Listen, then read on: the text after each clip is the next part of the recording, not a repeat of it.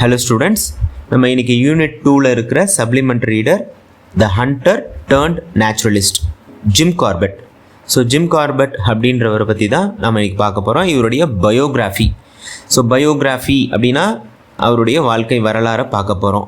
Autobiography அப்படின்னு ஒரு word இருக்குது, பயோகிராஃபி அப்படின்னு ஒரு வேர்டு இருக்குது. ஆட்டோபயோகிராஃபினா தன்னுடைய வாழ்க்கையை பற்றி தானே ஒரு புத்தகமாகவோ இல்லை ஒரு ஆவணப்படுத்தியிருந்தாங்க அப்படின்னா அதை ஆட்டோபயோகிராஃபி, சுயசரிதை அப்படின்னு சொல்லுவோம். பயோகிராஃபி அப்படின்றது என்ன அப்படின்னா ஒருத்தரை பற்றி இன்னொருத்தர் அந்த தகவல்களை தொகுத்து வழங்கினாங்க அப்படின்னா அதுக்கு பேர் பயோகிராஃபி. ஸோ ஜிம் கார்பெட் அப்படின்றவர் யார் அப்படின்னா பிரிட்டிஷ் இந்தியா, அதாவது பிரிட்டிஷ் ஆட்சி செஞ்சுட்டு இருந்த இந்தியாவில் இருந்த ஒரு நேச்சுரலிஸ்ட்.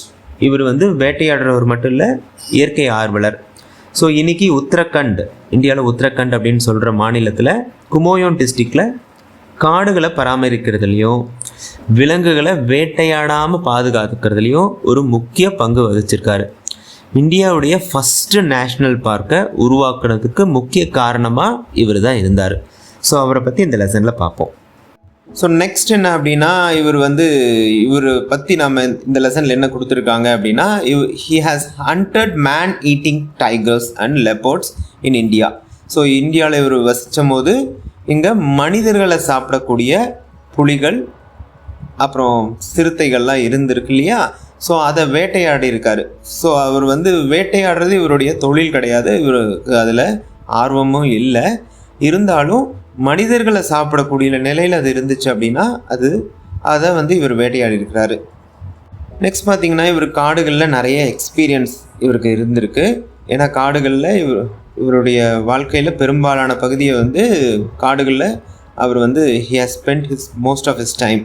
ஸோ அதனால் என்ன ஆச்சு அப்படின்னா அவர் அங்கே காடுகளை பார்த்த விஷயங்களெல்லாம் வீடியோவாகவும் ஃபோட்டோஸாகவும் கேப்சர் பண்ணியிருக்காரு. அந்த காலத்திலேயே பிஃபோர் இண்டிபெண்டன்ஸ் 1930s இதெல்லாம் செஞ்சுருக்காரு. ஸோ அதை எப்படி அவர் ஷூட் பண்ணார் அப்படின்னா சினி ஃபிலிம் கேமரானின்னா இப்போ மூவிஸ்லாம் எடுப்பாங்க இல்லையா, படம் எடுப்பாங்க இல்லையா. ஸோ அந்த கேமராஸை ஃபாரஸ்ட்டுக்கு எடுத்துகிட்டு போயிட்டு ஸோ அந்த வைல்ட் லைஃப்பில் என்னெல்லாம் விலங்குகள் இருக்கும் அப்படின்றத அப்பயே அவர் கேப்சர் பண்ணியிருக்காரு. So while he going to forest, so காடுகளுக்கு போகும்போது இவர் தனியாக போய் தான் ஹண்ட் பண்ணுற வழக்கத்தை வச்சுருந்துருக்கிறாரு. ரேராக சில சமயத்தில் என்ன பண்ணியிருக்காரு அப்படின்னா அவருடைய பெட் டாக் ராபின் அப்படின்னு ஒரு டாகை வளர்த்துருக்கிறாரு. ஸோ அதை கொண்டு போவாராம். அதை கொண்டு போய் இவர் வேட்டையாடும் போது அதை கூட கொண்டு போவார். ஸோ இவர் ஹண்டிங்கில் ஒரு எக்ஸ்பர்ட்டாக இருந்திருக்கிறாரு. ஆனால் இவர் ஹண்டிங்கிறது எக்ஸ்பர்ட்டை தவிர இவருக்கு அதில் அது ஒரு ஸ்போர்ட்டாவோ இல்லை ஒரு ப்ளஷராகவோ அவர் பார்த்ததில்லை. அது ஒரு மகிழ்ச்சி தர விஷயமா அவர் பார்த்ததில்லை. தவிர்க்க முடியாத காரணத்துக்காக மட்டும்தான் இவர் வேட்டையாடி பழகியிருக்கிறாரு. அதே மாதிரி இவர் ஹி டிட் நாட் ஹெசிடேட், அவருக்கு எந்த தயக்கமுமே இருந்ததில்லை. எதில் அப்படின்னா விலங்குகளை வேட்டையாடுறதுல தயக்கமே இருக்காது. அது எப்போ வேட்டையாடுவார் அப்படின்னா அந்த விலங்கு மனிதனுக்கு ஆபத்தாக இருக்கிற போது, while it was a man eating அனிமலாக இருந்துச்சுன்னா, மனிதர்களை வேட்டையாடி விலங்குகள் சாப்பிடக்கூடிய நிலையில் இருந்துச்சு அப்படின்னா அந்த விலங்குகளை வேட்டையாடுறது he did not ஹெசிடேட் அப்படின்னு கொடுத்துருக்காங்க பாருங்கள். ஹெசிடேட் அப்படின்னு ஒரு வேர்டு கொடுத்துருக்காங்க இல்லையா. ஹெசிடேட்னா தயங்குறது, ஓகேவா. ஹி டிட் நாட் ஹெசிடேட் அப்படின்னா அவர் தயக்கம் காட்டினதே இல்லை அப்படின்னு அர்த்தம். பொதுவாக இவர் விலங்குகளை வேட்டையாடுறது பார்த்தீங்கன்னா இந்த request of government. So British government கேட்டதுனால மட்டும்தான் இவர் விலங்குகளை வேட்டையாடி பழக்கம்.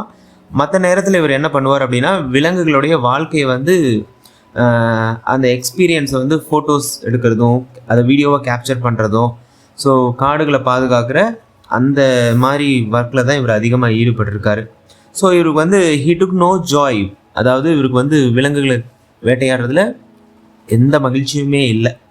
ஏன்னா இவருக்குன்னு ஒரு கொள்கை இருக்குது. என்ன அப்படின்னா ஸோ விலங்குகளை வேட்டையாடுறது இயற்கைக்கு புறம்பான செயல் மட்டும் இல்லை, மனிதனுக்கு புறம்பான செயல். அதாவது மனிதன் ஒரு உயிரினத்தை வேட்டையாடவே கூடாது அப்படின்ற ஒரு கொள்கையை வச்சுருந்தார். ஸோ ஜிம் கார்பெட் அப்படின்றவரை பொறுத்த வரைக்கும் ஒரு புலி மனுஷனை வேட்டையாடுது அப்படின்னா அது என்ன ரீசனாக இருக்கும் அப்படின்னா ஒன்று அந்த விலங்கு வயதானதாக இருக்கும், இல்லை அப்படின்னா அதுக்கு ஏதாவது ஒரு இன்ஜுரி, காயம் ஏற்பட்டிருக்கும் அப்படின்னு சொல்கிறாரு. ஏன் அப்படின்னா அது வயதானாவோ இல்லை காயம் ஏற்பட்டால் மட்டும்தான் மனுஷனை வேட்டையாட முடியும். ஏன்னா மனுஷனால் வேகமாக ஓட முடியாது அப்படின்றது இவருடைய ஐடியாவாக இருந்துச்சு. அது மட்டும் இல்லாமல் ஒரு புலியோ இல்லை ஒரு சிங்கமோ மனிதனுடைய ஃப்ளஷ், அதாவது மனிதனுடைய மாமிசத்தை சாப்பிட ஆரம்பிச்சிருச்சு அப்படின்னா அந்த புலி வந்து மற்ற உயிரினங்களுடைய மாமிசத்தை சாப்பிடாது அப்படின்னும் இவர் தெரிஞ்சு வச்சுருந்தார்.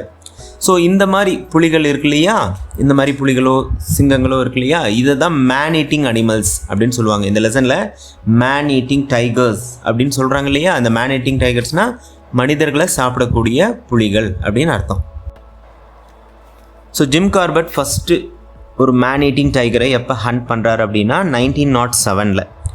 So the Champawat tiger, Champawat அப்படின்றது அந்த கிராமத்தோட பேர். அந்த பகுதியில் இருந்த ஒரு டைகரை அவர் முதலாக வேட்டையாடி கொள்கிறாரு. ஸோ அது வந்து ஒரு டைக்ரஸ் அப்படின்னா ஃபீமேல் டைகர், பெண் புலி. ஸோ அது வந்து ஒரு பெங்கால் டைகர்.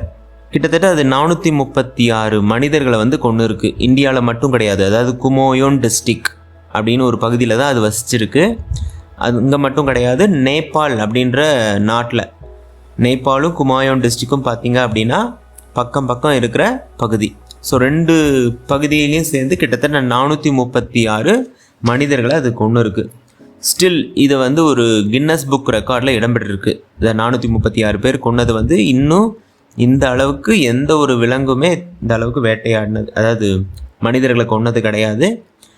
ஸோ இதை வந்து 1907 இந்த புலியை வந்து ஜிம் கார்பெட் வந்து வேட்டையாடி கொள்கிறாரு. ஸோ ஜிம் கார்பெட் எப்போ அந்த வேட்டையை தொடங்கினார் அப்படின்னா வெஸ்டர்ன் நேபாளில் இருக்கிற ரூபல் வில்லேஜில் தான் முதல்ல இந்த டைகர்ஸை ஃபைண்ட் அவுட் பண்ணியிருக்காங்க. ஸோ அங்கே இருக்கிற லோக்கலில் இருக்கிற ஹண்டர்ஸும் அப்புறம் நேபாள் நாட்டை சேர்ந்த ஆர்மியும் சேர்ந்து அந்த டைகர்ஸை என்ன பண்ணியிருக்காங்க அப்படின்னா அவங்க காட்டுப்பகுதியிலேருந்து துரத்தி இந்திய பகுதிக்குள்ளே அதை வந்து துரத்தி விட்டுருக்காங்க. ஸோ இங்கே இருக்கிற குமோயோன் அப்படின்ற டிஸ்ட்ரிக்டில் இருக்கிற காட்டுப்பகுதிக்கு அது நுழைஞ்சிருது. இது நுழைஞ்சது என்ன பண்ணுது அப்படின்னா டே லைட் டைமில், பகல் நேரத்தில் மனிதர்களை அதிகமாக வேட்டையாட ஆரம்பிக்குது. இங்கே இந்த குமோயோன் டிஸ்ட்ரிக்டில் இருக்கிற கிராம மக்கள் எல்லாருமே வந்து காட்டுக்குள்ளே போகிறதுக்கு பயப்பட ஆரம்பிச்சிடுறாங்க. ஏன் அப்படின்னா அவங்களுக்கு தேவையான ஃபயர் ரூட், விறகுகளோ ரூட்ஸ், ஃப்ரூட்ஸ் இதெல்லாம் அவங்களுக்கு தேவைப்படும் இல்லையா. ஸோ அதெல்லாம் காட்டுக்குள்ளே போய் அதை வந்து எடுத்துகிட்டு வர்றதுக்கு பயப்பட ஆரம்பிச்சிடுறாங்க. ஈவன் அவங்களுடைய ஹட்ஸ், வீடுகளில் இருந்து கூட, குடிசையில் இருந்து கூட வெளியே வர்றதுக்கு பயப்படுறாங்க. ஏன்னா புலி உருமுறை சத்தம் கேட்டுச்சு அப்படின்னாவே அவங்க வீட்டுக்குள்ளே இருந்து கூட வெளியே வர்றதுக்கு பயப்பட ஆரம்பிச்சிடுறாங்க. ஸோ இதனால் என்ன பண்ணுது அப்படின்னா பிரிட்டிஷ் கவர்மெண்ட் ஜிம் கார்பெட் அப்படின்றவங்கக்கிட்ட ரெக்வஸ்ட்டாக கேட்டுக்கிறாங்க, நீங்கள் இந்த புலியை வந்து வேட்டையாடி கொடுக்கணும் அப்படின்ட்டு கேட்குறாங்க. ஸோ அவரும் இந்த மேன் ஈட்டிங் டைகரை, இந்த சம்பாவத் டைகர்னு சொன்னோம் இல்லையா, அந்த டைகரை வந்து வேட்டையாடுறதுக்கு ஒத்துக்கிறாரு. ஜிம் கார்பெட் குமோயோன் டிஸ்ட்ரிக்டில் ஒரு கேம்பை உருவாக்குறாரு. இந்த புலியோடைய ஆக்டிவிட்டீஸை ரெஸ்ட்ரிக்ட் பண்ணுறாரு. ஸோ ஒன் டே அந்த புலி என்ன பண்ணுது அப்படின்னா ஒரு 16-year-old கேர்ளை வேட்டையாடி கொண்டுடுது. ஸோ அந்த நேரத்தில் என்ன ஆகுது அப்படின்னா அந்த சம்பாவத் கிராமத்தில் எல்லாரும் பயந்து அவங்க வீடுகளில் இருக்கிற போது அந்த புலி அந்த பெண்ணை கொன்னதுக்கப்புறம் அதோட பிளட் ட்ரையல் எங்கெல்லாம் இருக்குதோ அதை ஃபாலோ பண்ணி போகிறாரு. கிட்டத்தட்ட ஒரு நாள் முழுசாக he started the chase, follow பண்ணிகிட்டே அப்படியே போயிட்டே இருக்கிறாரு. பட் அவருக்கு கிடைக்கவே இல்லை. சரி, கடைசியாக இந்த முயற்சியை நாம் கைவிட்டுறலாம் அப்படின்ற முடிவுக்கு வரும்போது அங்கே இருக்கிற கிராம மக்கள் உதவியோட கிட்டத்தட்ட ஒரு 300 கிராம மக்களை கூட்டிகிட்டு போயிட்டு ஒரு பெயிட்டை உருவாக்குறாரு. ஒரு பொறி, எலி பிடிக்கிற பொறின்னு சொல்லுவோம் இல்லையா, அந்த மாதிரி புளியை பிடிக்கிறதுக்காக ஒரு பெயிட்டை உருவாக்குறாரு.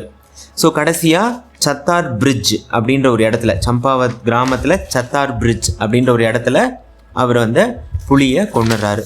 அந்த புளிக்கு கொன்ன இடத்துல பார்த்தீங்கன்னா இன்றைக்குமே ஒரு சிமெண்ட் போர்டு இருக்கும். So this is the place the Champawat tiger was finally brought down அப்படின்ட்டு அந்த போர்டில் இன்னும் மென்ஷன் பண்ணி அந்த இடத்துல இன்னுமே இருக்குது அப்படின்னு சொல்கிறாங்க. ஸோ ஃபைனலாக அந்த சம்பாவத் டைகரை கொன்னதுக்கப்புறம் அதை போஸ்ட்மார்ட்டம் செஞ்சு பார்க்குறாங்க. ஸோ அந்த நேரத்தில் தான் அவங்களுக்கு ஒரு உண்மை தெரிய வருது. ஸோ அந்த பெண் புலியோடைய வாய்ப்பகுதியில் வலது பக்கத்தில் ஒரு காயம் ஏற்பட்டிருக்கு. அப்பர் அண்ட் லோயர் டீத் வந்து ரொம்ப அதிகமாக இன்ஜூர் ஆகிருக்கு. அதோட போன்லாம் ஃப்ராக்சர் ஆகிருக்கு. எதனால் அந்த ஃப்ராக்சர் ஆகிருக்கு அப்படின்னா இதுக்கு முன்னவே அந்த புலியை வந்து விளையாட்டாக கொல்றதுக்கு யாரோ ஒருத்தர் முயற்சி பண்ணியிருக்காங்க. அந்த கேம் ஹண்டர் அப்படின்னு சொன்னோம் இல்லையா, முதல்ல விளையாட்டுக்காக வேட்டையாடுறது. அப்படி வேட்டையாடுற போது அந்த புலிக்கு காயம் ஏற்பட்டிருக்கு. ஸோ இதனால தான் என்ன ஆயிருக்கு அப்படின்னா, அது அதோட நேச்சுரல் ப்ரே, PREY ப்ரே அப்படின்னு ஒரு வேர்டு கொடுத்துருக்காங்க பாருங்கள். ப்ரே அதோட இயற்கையான இறை, அதாவது அது மானோ மற்ற உயிரினங்களையோ வேட்டையாடாமல் மனிதர்களை வேட்டையாட ஆரம்பிச்சிருக்கு அப்படின்னு ஜிம் கார்பெட் சொல்கிறாரு. ஜிம் கார்பெட் மேன் ஹிட்டிங் டைகர்ஸை ஹண்ட் பண்ணாலும் கேம் ஹண்டிங் அப்படின்ற விஷயத்துக்கு எதிராக இருந்தார். அது மட்டும் இல்லாமல் டீஃபாரஸ்ட்ரேஷன், மனிதர்கள் காடுகளை அழிக்கிறது, அது மட்டும் இல்லாமல் ஹியூமன் என்க்ரோச்மெண்ட், அதாவது மனிதர்கள் காடுகளை ஆக்கிரமிப்பு செய்கிறது, இதற்கு எதிராக இருந்தார். அது மட்டும் இல்லாமல் காடுகளை நம்ம ஏன் பராமரிக்கணும், அதனுடைய அவசியம் என்ன, கன்சர்வேஷன் ஆஃப் ஃபாரஸ்ட் அப்படின்ற விஷயத்த கிராம மக்களுக்கும் எல்லா பகுதியில் இருக்கிற மக்களுக்கும் இவர் எஜுகேட் பண்ணார், சொல்லி கொடுத்தாரு. அது மட்டும் இல்லாமல் இவர் ஒரு அசோசியேஷனை உருவாக்குனார், த ப்ரெசர்வேஷன் ஆஃப் வைல்ட் லைஃப், காடுகளை ப்ரொடெக்ட் பண்ணணும் அப்படின்ற விஷயத்த முதல்ல எடுத்துகிட்டு வந்தார். ஸோ இதுக்காக என்ன பண்ணார் அப்படின்னா, இந்தியாவுடைய ஃபஸ்ட்டு நேஷ்னல் பார்க் குமோயோன் ஹில்ஸில் first national park the Hailey national park அப்படின்ட்டு உருவாக்குனார். இன்றைக்கும் உத்தரகண்ட் மாநிலத்தில் இந்தியாவில் நமக்கு பார்க்க முடியும். ஸோ ஃபஸ்ட்டு இதோட நேம் யாருடைய நேமை வச்சார் அப்படின்னா, லார்ட் மால்கம் ஹெய்லி அப்படின்றவருடைய பேரை வச்சார். ஸோ அவர் யார் அப்படின்னா, பிரிட்டிஷ் ரூல்டு இந்தியாவில் பஞ்சாப் கவர்னராக இருந்தவர். ஸோ அவருடைய நினைவாக ஜிம் கார்பெட் அவருடைய பேரை, ஸோ மக்களுக்காகவும் விலங்குகளுக்காகவும் காடுகளுக்காகவும் இவ்வளோ நல்லது பண்ண ஜிம் கார்பெட் 19 ஏப்ரல் 1955 அன்னைக்கு இறந்து போகிறாரு. ஸோ இவர் இறந்ததுக்கப்புறம் 1957 இந்தியன் கவர்மெண்ட் இவரை ஹானர் பண்ணணும் அப்படின்ற காரணத்துக்காக இவர் உருவாக்கின அந்த ஹெய்லி நேஷ்னல் பார்க்குக்கு இவருடைய பேரை மாற்றம் செய்கிறாங்க. So it was renamed as Jim Corbett national park. So இன்றைக்கும் ஜிம் கார்பெட் உருவாக்கின அந்த நேஷ்னல் பார்க்கை உத்தரகண்ட் மாநிலத்தில் பார்க்க முடியும்.